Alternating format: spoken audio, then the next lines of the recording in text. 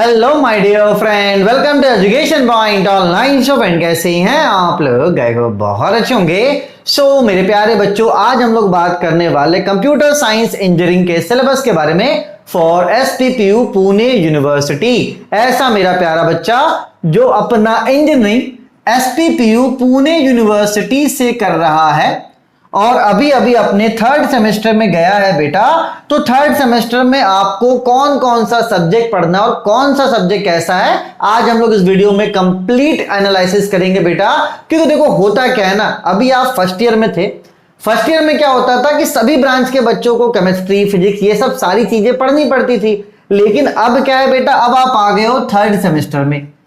तो अब third semester में जो आपका कोर सब्जेक्ट होता है ना, मतलब जो आपके कंप्यूटर साइंस इंजीनियरिंग से जो रिलेटेड सब्जेक्ट है, सिर्फ अब आपको वही पढ़ना पड़ेगा। अब देखो होगा क्या, मैकेनिकल वाले मैकेनिकल का सब्जेक्ट पढ़ेंगे, कंप्यूटर वाले कंप्यूटर का सब्जेक्ट पढ़ेंगे। तो कुल मिलाकर बात यह है कि अब आप मान के चलो कि अब आपका क्या हो रहा है, इंजीनियरिंग स्टार्ट हो रहा है।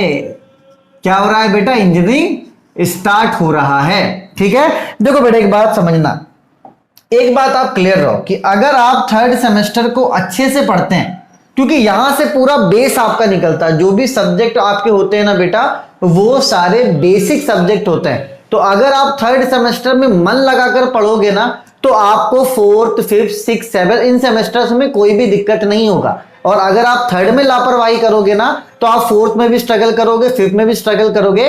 तो अब आप ये मानकर चलो कि अब आपको थर्ड सेमेस्टर अच्छे से पढ़ना है ताकि आगे चल के आपको कोई भी दिक्कत ना हो।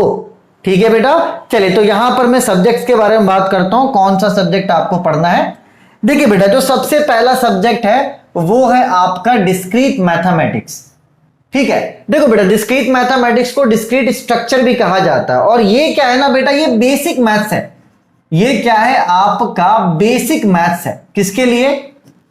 कंप्यूटर साइंस इंजीनियरिंग के बच्चों के लिए। मतलब जितना बेसिक मैथ्स आपको आना चाहिए, क्योंकि जब आप कोडिंग करोगे, है ना, ऐप डेवलपमेंट करोगे, वेब डेवलपमेंट करोगे, तो वहां पर क्या है कि कुछ बेसिक मैथ्स का क्या होता है, रिक्वायरमेंट होता है। तो वही बेसिक मैथ्स आपको कहां पर पढ़ना है? डिस्क्रीट मैथमेटिक्स में पढ़ना है। और मैंने इसका सिलेबस भी डिस्कस करा, इसका कोर्स भी अवेलेबल है। और मैंने बच्चों को बोला भी है कि ये जो सब्जेक्ट है ना, ये इजी है, इसको मैं टफ नहीं बोलूंगा।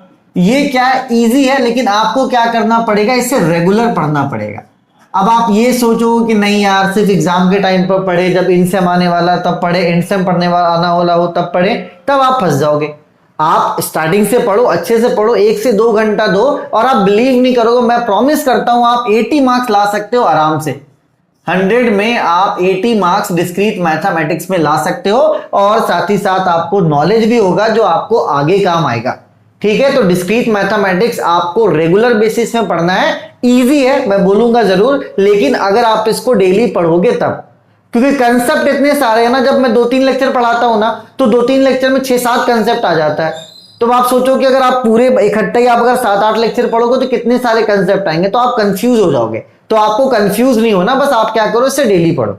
ठीक है बेटा, इसका कोर्स आपको मिल जाएगा, लिंक मैं डिस्क्रिप्शन पे दे देता हूं। आप इस वीडियो को देखने के बाद डिस्क्रिप्शन पे जाके डिस्क्रीट मैथमेटिक्स का जो डेमो लेक्चर्स हैं उसको आप चेकआउट कर सकते हैं। ठीक है, चलिए तो ये तो हो गया आपका पहला सब्जेक्ट। दूसरा जो सब्जेक्ट है बेटा, वो है आपका डेटा स्ट्रक्चर। ये आपका सीएस वालों के लिए बहुत इंपॉर्टेंट सब्जेक्ट है। ये क्या है बेटा? बहुत इंपॉर्टेंट सब्जेक्ट है। इसके लिए आप कुछ मत करना, डेटा स्ट्रक्चर में जो भी चैप्टर्स है ना बेटा, जो भी आपके चैप्टर्स हैं, उनको आप क्या करना, यूट्यूब में सर्च करना। ठीक है, और चैप्टर वाइज क्या करना, यूट्यूब में पढ़ना। बहुत ऐसे टीचर्स हैं जिन्होंने डेटा स्ट्रक्चर बहुत अच्छे से पढ़ाया है। और मैं बस आपको एक बात बोलूंगा कि इसको क्या करना, आप कंसेप्ट बेसिस पे पढ़ना, ना कि एग्जाम को पास करने। क्योंकि ये जो सब्जेक्ट्स है ना, डेटा स्ट्रक्चर हो गया, डिस्क्रीट मैथमेटिक्स हो गया, ये सारी चीजें यूज होती हैं। जब आप कोडिंग वगैरह में जाओगे नहीं, डायरेक्टली क्या होंगी बेटा, यूज होंगी। तब वहां तो आप कॉपी पलटने नहीं जाओगे, रिवीजन करने नहीं जाओगे। तो समझो कि ये आपके लिए बेसिक चीजें हैं जो आपको रेगुलर बेसिस पे पढ़ना, आपका काम हो जाएगा। डेटा स्ट्रक्चर भी इजी है, डेटा स्ट्रक्चर टफ नहीं, लेकिन आपको क्या करना, इन दोनों सब्जेक्ट्स को रेगुलर पढ़ना है। 1 घंटा आप डेली इसे पढ़ें, ठीक है, और 1 घंटा आप इसे दें। फिलहाल अभी मैं बता रहा हूं आपको। ठीक है, चलिए तो पहला हो गया डिस्क्रीट मैथमेटिक्स, दूसरा हो गया डेटा स्ट्रक्चर, जो कि इंपॉर्टेंट सब्जेक्ट्स हैं आपके। चलिए इसके बाद आते हैं बेटा डिजिटल सिस्टम में। देखो सबसे ज्यादा दिक्कत अगर किसी बच्चे को होता है वो होता है digital electronics and logic design, जिसे हम लोग प्यार से, इस सब्जेक्ट को प्यार से हम लोग डिजिटल सिस्टम भी कहते हैं। ठीक है, अब देखो यहां पर आपको दिक्कत होगा, ये बात आप मानकर चलो, क्योंकि पूरे सिलेबस में अगर देखा जाए ना तो सबसे ज्यादा टफ सब्जेक्ट ये है। बोलोगे सर आप डरा रहे हो, देखो बेटा एक बात आप समझना, ये टफ है, लेकिन अगर आप इसके बेसिक को अच्छे से स्टडी कर लें, थोड़ा सा स्ट्रगल कर लें, आपको यहां पर पता है क्या करना, इस वाले सब्जेक्ट में आप क्या करना, टॉपिक बाय टॉपिक सर्च करना, टॉपिक बाय टॉपिक क्या करना, आपको सर्च करना है। मैंने इसका 1 यूनिट पढ़ा रखा है ना डिजिटल इलेक्ट्रॉनिक्स का, तो वो मैं क्या करूंगा डिस्क्रीट मैथमेटिक्स वाले कोर्स में अभी ऐड कर दूंगा, कम से कम आपका 1 यूनिट तो कंप्लीट हो जाएगा। तो वहां पर आप देखना कि मैंने एकदम बेसिक से चीजों को लिया है, तो आप यहां पे थोड़ा स्ट्रगल करना, भागना मत। आप जब पढ़ने बैठोगे ना, जब आप यूट्यूब में सर्च करोगे, आपको लगेगा ही नहीं क्या कर रहे हो, आपको चीजें समझ में भी नहीं आएंगी। ठीक है, थोड़ा सर के ऊपर से जाएगा, लेकिन आपको क्या करना, पेशेंस रखना। आप ये सोचो कि धीरे धीरे सीखना है। डेटा स्ट्रक्चर हो गया, डिस्क्रीट हो गया, ये तो ठीक है, लेकिन यहां पर आप सबसे ज्यादा स्ट्रगल करोगे, मैं आपको बोल रहा हूं। हाँ, लेकिन जैसे ही थोड़ा समय बीतेगा ना, अब आप 1 से 2 यूनिट पढ़ लोगे, जब आपको कंसेप्ट समझ में आने लगेगा तो आप बोलोगे कि नहीं ये इजी सब्जेक्ट है, लेकिन यहां पर आपको सबसे ज्यादा समय देना पड़ेगा, वो है आपका digital electronics and logic design. ये तीसरा, ये जो 5वां सब्जेक्ट है ना आपका, ये बहुत ज्यादा इंपॉर्टेंट है और थोड़ा टफ है, इस पे ध्यान देना। ठीक है, चलिए तो कुल मिलाकर किस पे ध्यान देना आपको। अभी देखो रेगुलर तो सबको पढ़ना है आपको, है ना, ऐसा नहीं, रेगुलर आपको पढ़ना है सभी चीजों को। ठीक है, ध्यान किसे किसे देना आप समझो। इसे आप 1 घंटा भी पढ़ो डेली बेसिस पे, इसे भी आप 1 घंटा दो, डेली पढ़ना है संडे छोड़कर, और इसको कम से कम आप 1.5 घंटा देना, 1.5 से 2 घंटा, 1 से 2 घंटा आप दो, हो जाएगा।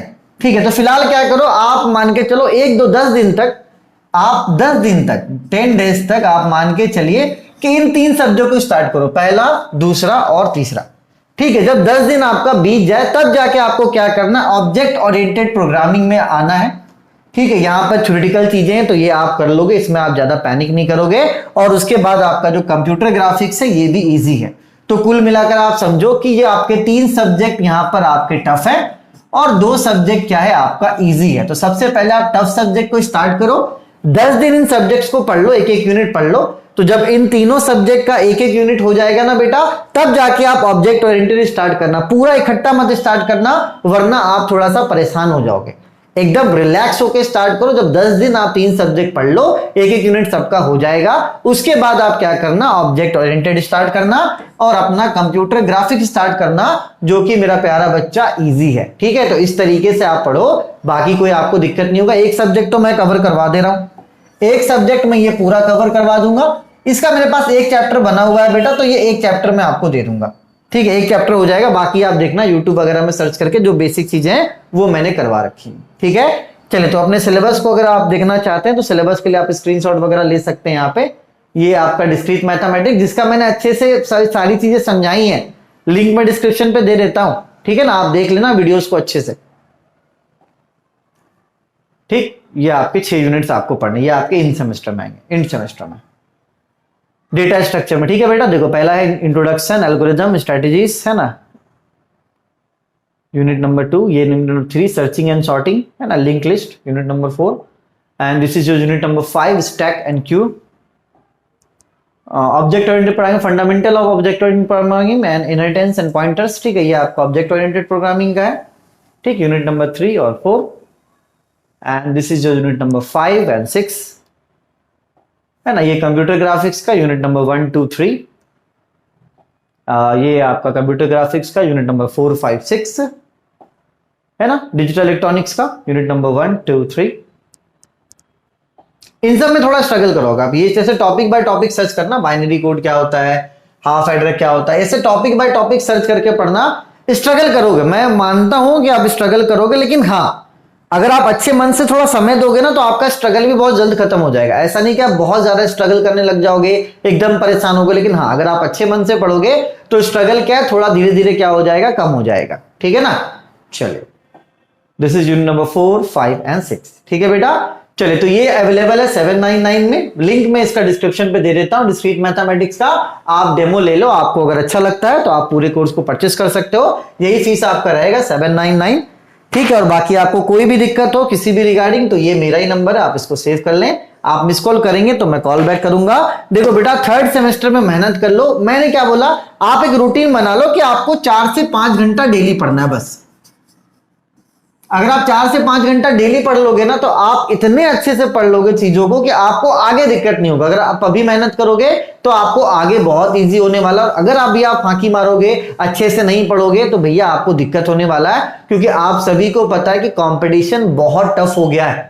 पहले क्या था, इंजीनियरिंग में सेफ होता था कि नहीं अपन कर लेंगे, नो जॉब वगैरह लग जाएगी। लेकिन अब क्या है बेटा, बहुत ज्यादा टफ हो गया। अगर आप अच्छे से इंजीनियरिंग नहीं करोगे ना, तो आगे आपको जॉब वगैरह के लिए भी क्या करना पड़ेगा, स्ट्रगल करना पड़ेगा। तो हम ये नहीं चाहते कि मेरा कोई भी बच्चा स्ट्रगल करे। बस आप अच्छे मन से पढ़ो, नॉलेज को एक्वायर करो, आपको कभी भी कोई दिक्कत नहीं होगा, ठीक है।